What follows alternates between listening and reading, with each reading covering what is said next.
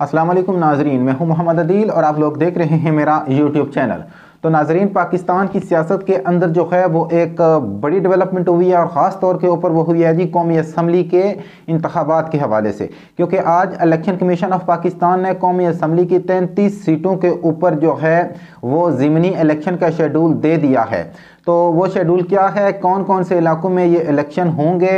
और साथ ही साथ जो है वो फ़रख हबीब साहब को एक रिलीफ मिला है, उनकी गिरफ्तारी जो है वो रुक गई है, और साथ ही साथ जो है वो फवाद चौधरी साहब की हथकड़ी भी खुल गई है। और आखिर के ऊपर इस वीडियो में मैं बात करूंगा कि पाकिस्तान की मैशियत का जनाजा निकाल दिया है इसहाक डार साहब ने कि डॉलर आज 262 रुपये तक किस तरह पहुंचा है। और इस सारे के सारे तनाज़र में मैं आपको यह भी बताऊंगा कि पीटीआई के दौरे हुकूमत में डॉलर का क्या रेट था, और पीटीआई के पौने 4 साल के अरसे में डॉलर जो है वो कितना बढ़ा था, और पीडीएम के 9 महीने के अरसे में ये डॉलर कितना बढ़ चुका है। तो वीडियो शुरू करने से पहले अगर आप लोग मेरे चैनल के ऊपर नए हैं तो मेरे चैनल को सब्सक्राइब कर लें, और अगर मेरी वीडियोस आप लोगों को पसंद आए तो मेरी वीडियोस को लाइक करें और दूसरों को शेयर करें, और मज़ीद मेरी वीडियोस को देखने के लिए घंटी के बेल आइकन को ज़रूर प्रेस करें। तो सबसे पहले चलते हैं जी कि नेशनल असम्बली की जो 33 सीटों के ऊपर ज़िमनी इलेक्शन का शेड्यूल दिया गया है। एक तरफ तो पाकिस्तान तहरीक इंसाफ के इस्तीफ़े इतनी जल्दी मंजूर किए गए हैं, और साथ ही साथ जो है पंजाब और केपीके की असम्बलियाँ भी तहलील कर दी गई हैं। इलेक्शन कमीशन ऑफ पाकिस्तान ने उन असम्बलियों के इंतखाबात का शेड्यूल देने के बजाय नेशनल असम्बली की ज़िमनी सीटों का जो है वो शेड्यूल जारी कर दिया है। तो ये इलेक्शन कमीशन ऑफ पाकिस्तान की तकरीबन जो 2 नंबरी है वो अब आवाम के सामने मुकम्मल तौर के ऊपर खुल गई है। तो सबसे पहले बात करते हैं जी कि इन 33 जो सीटें हैं ये पाकिस्तान के किन किन इलाकों से तल्लक रखती हैं, और कौन कौन से इलाके में जो है यह 16 मार्च को इलेक्शन होने जा रहे हैं। तो सबसे पहले जो है वो बात करते हैं जी कि इसमें कराची की 9 सीटें हैं, जबकि रावलपिंडी की 5 सीटें हैं, और इस्लामाबाद की 3 सीटें हैं, और लाहौर और मुल्तान और लाहौर की इसमें 2-2 सीटें हैं। जबकि इसके अलावा स्वात, हरीपुर, स्वाबी, नौशहरा, कोहाट, DI खान, जेलम और बखर में भी ये इंतखाबात होने जा रहे हैं। तो एक तरफ तो पीडीएम की गवर्नमेंट ये ऐलान कर चुकी है कि वो इन इंतखाबात का बाइकआउट करेगी, तो दूसरी जानिब पाकिस्तान तहरीक इंसाफ की जानिब से ये ऐलान किया गया था कि जितने भी इंतखाबात होंगे, चाहे वो ज़िमनी हों या दूसरे, उन सब के ऊपर जो है वो पाकिस्तान तहरीक इंसाफ के चेयरमैन इमरान खान ही पाकिस्तान तहरीक इंसाफ के उम्मीदवार होंगे। तो जितने भी ये इलाके शामिल किए गए हैं, पीडीएम ये चाहती है कि इन इलाकों के ऊपर जल्द अज जल्द इलेक्शन करवा के पीटीएम के मोमेंटम को ज़रा चेक किया जा सके। तो एक तरफ तो मोमेंटम चेक, तो उनको ये पता है कि जितने भी इलाके हैं इन सब में तकरीबन पाकिस्तान तहरीक इंसाफ की पॉपुलैरिटी है, लेकिन पीडीएम खुद इन इलेक्शन से भाग रही है, और उनका भागने का तरीका भी यही है कि वो ये शो करेंगे कि हमने इस इलेक्शन में हिस्सा नहीं लिया, और पीटीआई जो है वो आराम सुकून के साथ इस इलेक्शन से जीत गई है। लेकिन पीटीआई का मुकाबला इस तरह से ये लोग नहीं कर सकते, क्योंकि इनको पता है कि जितने भी इलेक्शन होंगे उनमें इनको शिकस्त होगी। अगर ये इन्होंने पीटीआई का मुकाबला करना है तो पंजाब और केपीके की असम्बली के इंतखाबात में पीटीआई का मुकाबला करें। और इलेक्शन कमीशन ऑफ पाकिस्तान, जिनको मुंशी कहने की वजह से फवाद चौधरी साहब के ऊपर FIR कट गई, उनके ऊपर गद्दारी के मुकदमात बन गए,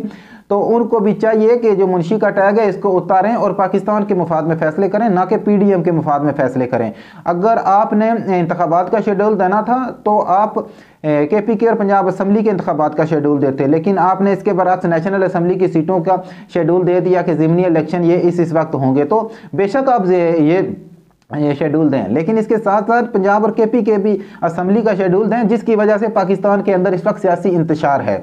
तो बहरहाल वो तो पीडीएम के जो भी उनको कहेगी वो तो उसी को ही मानेंगे, क्योंकि मुंशी का जो टैग अब लग चुका है वो तो अब धुलने वाला नहीं है। क्योंकि इस वक्त आप सोशल मीडिया के ऊपर देखें, आज फवाद चौधरी साहब की अदालत के ऊपर अंदर पेशी थी, तो वहाँ पर भी जो मुंशी के नारे हैं, और आप तो सोशल मीडिया के ऊपर मीम्स भी मुंशी के नाम से मीम्स की भी भरमार स्टार्ट हो गई है। तो दूसरी जानिब बात करते हैं जी कि पाकिस्तान तहरीक इंसाफ के रहनुमा फवाद चौधरी साहब की आज इस्लामाबाद की मकामी अदालत के अंदर पेशी थी, तो वहाँ पर उनके मज़ीद जिस्मानी रिमांड्स का जो गवर्नमेंट की तरफ से या इलेक्शन कमीशन की तरफ से जो इस्तदा की गई थी उसको अदालत ने रिजेक्ट कर दिया है और उनको अदालत के अंदर ही 14 रोज़ा जिस्मानी जुडिशल रिमांड के ऊपर जो है वो अडयाला जेल मुंतकिल कर दिया गया है। लेकिन अदालत के अंदर एक दिलचस्प चीज़ ये भी हुई है कि वहाँ के जो जज बैठे हुए थे, जज साहिबान ने पुलिस को फौरी तौर के ऊपर हुक्म दिया कि फवाद चौधरी साहब की हथकड़ियों को फौरी तौर के ऊपर खोल दिया जाए। तो उनकी हथकड़ियों को तो उसी टाइम पर खोल दिया गया और साथ ही साथ फवाद चौधरी साहब का एक जो जज साहब से मुकालमा था वो बड़ा दिलचस्प था, क्योंकि उन्होंने जज साहब से ये कहा है कि आप जल्दी जल्दी अपना फैसला सुनाएं, क्योंकि अदालत का टाइम भी कीमती है, तो अदालत अपना टाइम ज़ाया ना करे, क्योंकि हमें पता है कि आपको बाहर से जो अहकामात मिले हैं आपने तो उन्हीं को फॉलो करना है। तो इसके बाद जो है वो अदालत ने जुडिशल रिमांड के ऊपर 14 रोज़ा जुडिशल रिमांड के ऊपर फवाद चौधरी साहब को अडयाला जेल मुंतकिल कर दिया गया है। और साथ ही साथ दूसरी तरफ लाहौर की जानिब से, लाहौर की मकामी अदालत की जानिब से फ़रख हबीब साहब को एक रिलीफ दिया गया है और उनकी जो अबूरी ज़मानत है कबल अज़ वक्त गिरफ्तारी उसको 16 फरवरी तक मेरे ख्याल में इसको कंफर्म कर दिया गया है कि उस डेट के तक जो है वो कोई भी डिपार्टमेंट, कोई भी महकमा जो है वो फ़रख हबीब साहब को गिरफ्तार नहीं कर सकता, क्योंकि फ़रख हबीब साहब के ख़िलाफ़ जो है वो लाहौर में एक FIR दर्ज है जिसमें कार सरकार की मुदाखलत और इसके अलावा काफ़ी ज़्यादा मुकदमात में उनके ऊपर FIR दर्ज करवाई गई थी और आन करीब यही था, मुमकिन था कि उनको भी गिरफ्तार कर लिया जाता, क्योंकि उनका जुर्म यह था कि फवाद चौधरी साहब की गाड़ी को उन्होंने रोका था, जिस गाड़ी में पुलिस वाले उनको बजाय इसके को वो लाहौर हाई कोर्ट लेकर आते, क्योंकि लाहौर हाई कोर्ट ने उनको 6 बजे पेश करने का हुक्म दिया था, तो वो उनको लेकर इस्लामाबाद की जानिब चले गए थे। तो इस सारे के सारे सूरत हाल के अंदर जो है ये सारी की सारी जो जुडिशल अपडेट हुई थी ये थी। और सबसे जो इम्पोर्टेंट चीज़ थी वो ये है जी कि पाकिस्तानी मैशियत जो है वो इस वक्त डमाडोल है। एक तरफ तो हुकूमत ये नारे लगा रही है कि हमने मैशियत को संभाला दे दिया है, मैशियत को संभाला दे दिया है, लेकिन आज पाकिस्तानी मैशियत का जनाजा निकल चुका है, क्योंकि 2 दिन के अंदर पाकिस्तान में जो डॉलर का रेट है वो तकरीबन 30 रुपये से ज़्यादा तक बढ़ चुका है।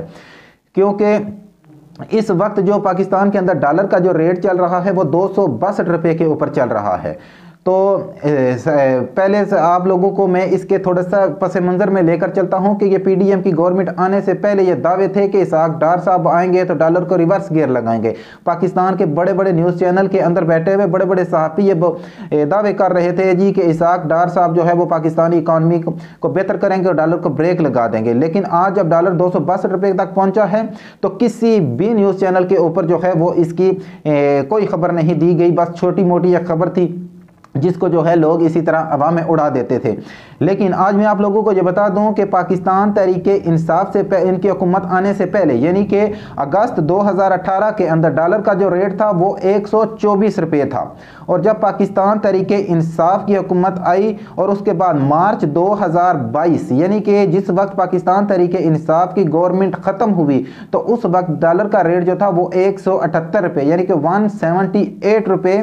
के ऊपर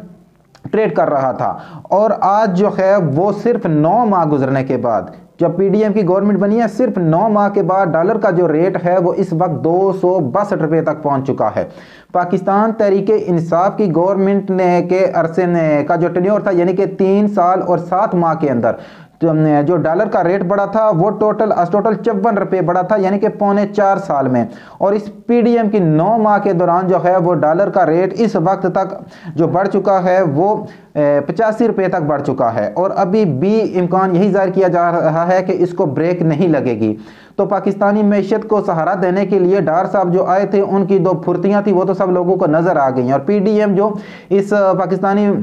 गिरती हुई मैशियत को सहारा देने के लिए आई थी उसकी कारकर्दगी भी लोगों के सामने है। उन्होंने सिर्फ और सिर्फ अपने केसेस माफ़ करवाए हैं और बाकी इस वक्त तक पाकिस्तानी अवाम को कोई रिलीफ नहीं दिया गया है। उनको महंगाई की